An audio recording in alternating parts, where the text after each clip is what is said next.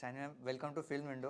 So first of all, how was your experience in the 50 and how different it was from खतरों के खिलाड़ी that you did? It was very different from खतरों के खिलाड़ी. यहाँ पर आपको रोज़ घर में सर्वाइव करना है, रोज़ एलिमिनेशन है और वोटिंग है.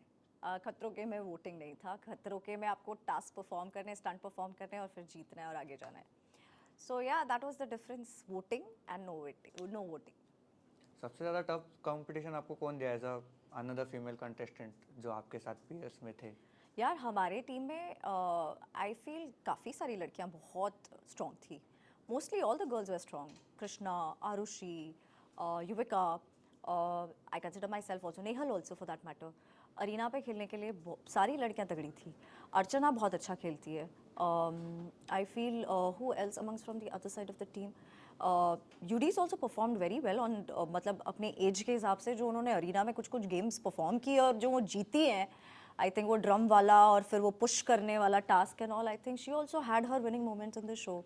सो हमारे शो में लड़कियां, हमारी अलायंस में भी और otherwise also all girls were very तगड़ा, very strong and very powerful.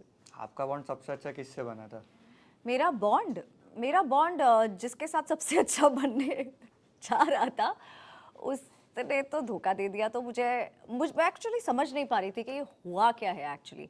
Show में मैं देख रही थी कि धीरे धीरे धीरे करके सारे लोग मुझसे दूर होते जा रहे हैं.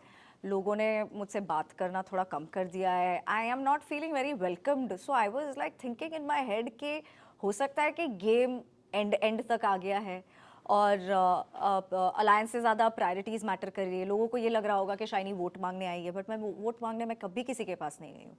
और I just felt very betrayed by somebody whom I called my friend. So yeah, कोई दोस्त बना नहीं ऐसा as such. But yeah, people were very nice to me. Everybody was very nice to me in this show. Show में हमीद और जो नेहा का जो झगड़ा होता जिसमें हमीद ने उसको नागिन बोला था, उसमें सब ऑडियंस बोल रहे कि नेहल का जो रिएक्शन था ओवर रिएक्शन था, उस पर उन्हें जैसा वाला बात नहीं था. बट वो एडिटिंग एंगल से वैसा दिखा है. अंदर से कैसा था वो जो पूरा फाइट हुआ था? यार वो exactly जैसा आप टेलीविज़न पे देख रहे हैं, it was exactly the same. हाँ, कुछ चीज़ें थोड़ी ज़्यादा ही हुई होंगी, बट मुझे ऐसा लगता है कि नेहल का रिएक्शन इसलिए आ गया था क्योंकि हामिद को नहीं पता था कि उसको उसके पिछले शो से जो बोलते आ रहे हैं और उसने वही वर्ड उसके लिए यूज़ कर लिया.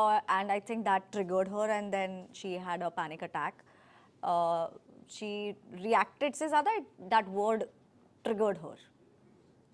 शो में फाइट्स भी बहुत होते हैं कि एज अ वो शो में एग्जैगरेट करके करते कि हम लोग दिख पाए कि वो रियली ऐसे आउट ऑफ इमोशंस होते हैं. कुछ कुछ फाइट्स एग्जैजरेटेड लगती थी. ऐसा लगता था कि हाँ कैमरा के लिए हो रही है या कैमरा के लिए कर रहे हैं.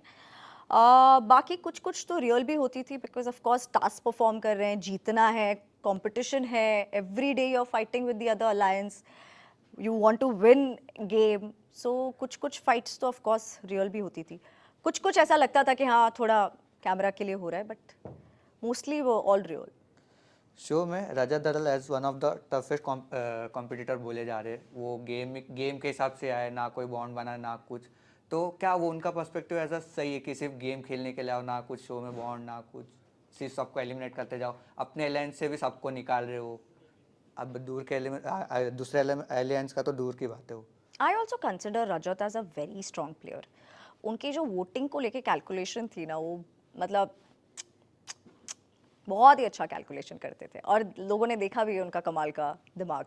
सो I feel he deserves it. Too, he was very clear day one से कि मैं यहाँ पे किसी के साथ दोस्ती करने के लिए नहीं आया हूँ.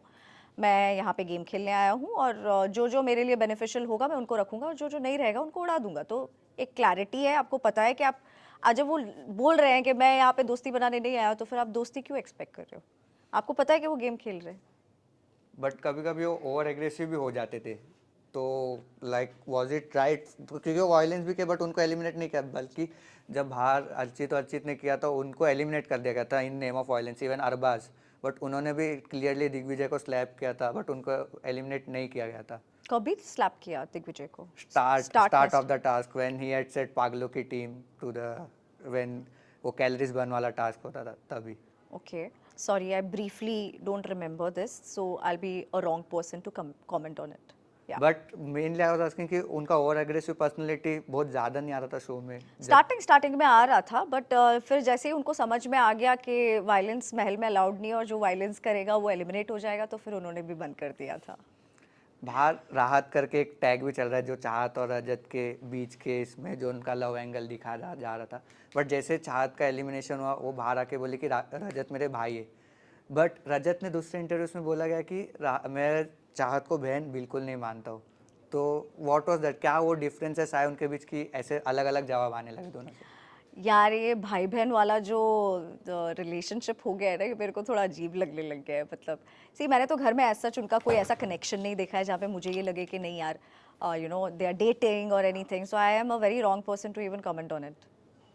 कि मोस्टली शो में प्रिंस नरुला को एज अ लीडर दिखाए गए थे, मास्टर। क्या वो अंदर सही में सबको ऐसा मैनिपुलेट करके करते थे गेम में? बट अभी वो रिसेंटली एक शो टास्क में उन्होंने सेक्रीफाइस किया था खुद को बाकियों के लिए, बट वोट्स भी मांगे। तो ऐसा वो गेम प्लान खुद को जिताने के लिए कर रहे कि सबको ऐसा दिल जीतने के लिए? यार ही इज़ अ प्लेयर, है ना। अब वो क्या मैनिपुलेशन करके कर रहे हैं, अब लीडर है ना, लीडर सबके साथ तो अच्छा नहीं हो सकता ना। और उस घर में वैसे भी सबके साथ बॉन्ड बना के रखना और सबके लिए बहुत पॉजिटिव रहना is very difficult, it is not easy. तो he has to be manipulative, he has to be little diplomat with people, otherwise he loses on to the alliance, he loses on to the votes, he loses on to the unity. And जो leader होता है, जो सबको साथ में लेके चल रहा होता है, वो सबके लिए सही भी नहीं हो सकता। और आई फील जितना आगे तक वो इतनी बड़ी अलायंस को लेकर गए, रजत भाई ने तो अपनी अलायंस को सबसे पहले ही सारे सबको काट दिया, ठक ठक ठक ठक ठक ठक ठक ठक। ये तो फिर भी इतने सारे लोगों को साथ में लेकर आए, तो I think it's commendable. But कभी कभी ऐसा नहीं लगता था उनका डिसीजन बायस रहता था, जो उनको पहले से जानते, जैसे हमीद सिवेत वैसा?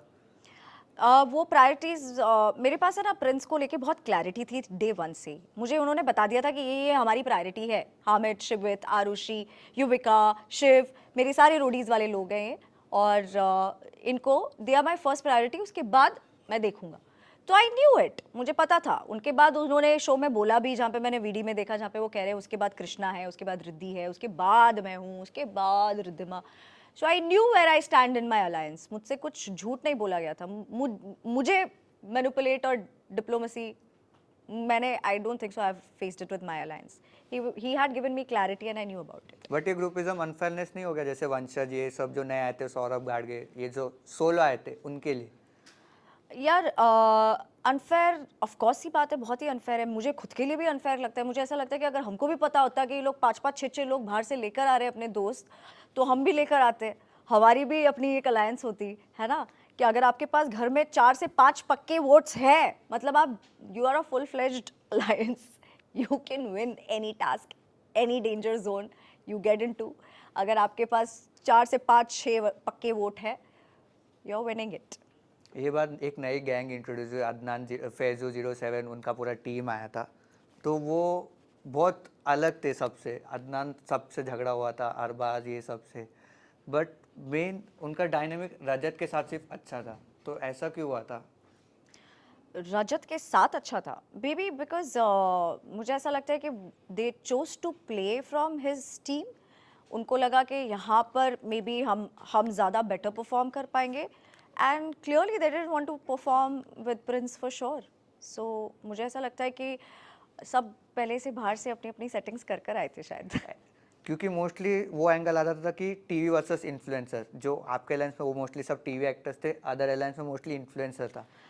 तो ये चीज़ तो मुझे बहुत मतलब जब मुझे पता चला था कि द 50 में कौन कौन कंटेस्टेंट्स आ रहे हैं, तो मुझे बिल्कुल आइडिया हो चुका था कि घर एक्टर्स वर्सेस कंटेंट क्रिएटर्स या इन्फ्लुएंसर्स में बंटने वाला है, और जो कि हुआ भी। So because you know, see, it's again a community, you know. But the best thing is कि यहाँ पर, जैसे यूडी ने कहा था ना, बहुत अच्छी बात बोली थी यूडी ने, कि यहाँ पे रजत की टीम में खेलने से बड़ा मज़ा आता है। ये लोग बड़े एनकरेजिंग है, वो की बात सच है, बहुत सच है।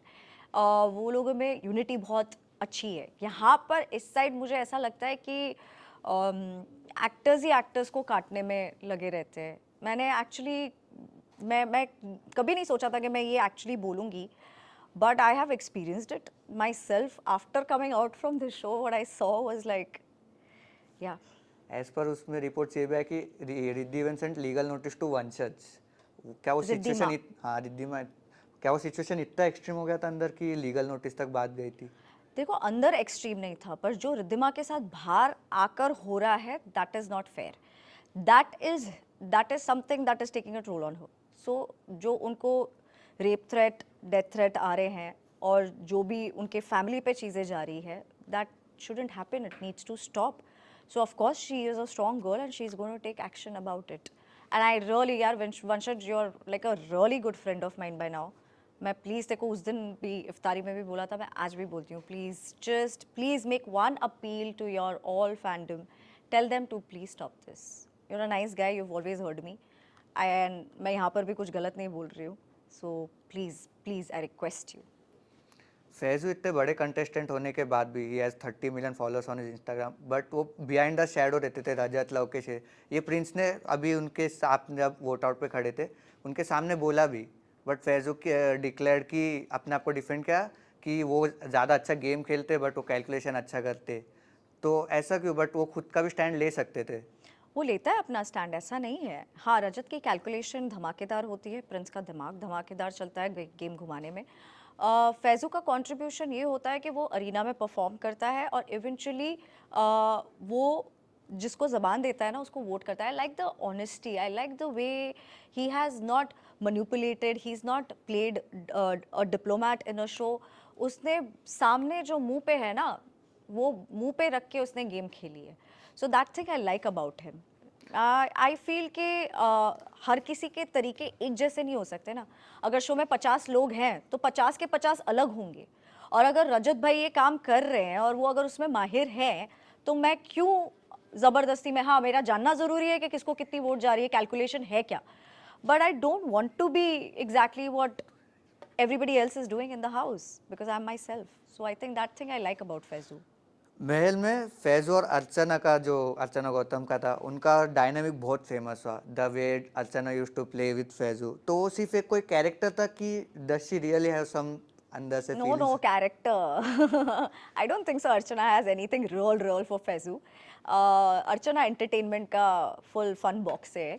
वो उसको पता है कि उसको कहाँ से कहाँ क्या खेलना है और उसके जो viewers हैं उनको कितना entertain करना है। So she's only entertaining. Consider this as entertainment. जाते जाते आप, मैं पूछना चाहूँगा कि आपको क्या लगता है आपके हिसाब से कौन विनर होगा? 3-4 नाम सामने आ रहे, शिव और अपना ये शिव फैज़ू, ये लोग का नाम सामने आ रहा है। आपके हिसाब से कौन रहेगा विनर? मेरे हिसाब से I feel Faizu should win it, he deserves to win it, because उसने बहुत लॉयल्टी और बहुत ऑनेस्टी से गेम खेली है, एंड किसी से बदतमीजी नहीं की शो में, बहुत डिग्निटी से खेला है लड़का। सो मुझे लगता है, और टास्क भी बहुत अच्छे परफॉर्म किए, and he is a strong player. So yeah Faisu. आपके फैंस के लिए कोई मैसेज? आपके फैंस आपको कहाँ कोई से नेक्स्ट प्रोजेक्ट में देख सकते हैं? You guys will see me very soon in another project. And thank you so much मुझे इतना प्यार देने के लिए। मैंने अपने सारे डीएम्स अभी तक चेक नहीं किए हैं, बट आप लोगों ने मुझे इतना प्यार भेजा है। Thank you so much for loving me और for supporting me in this show called the 50। Thank you.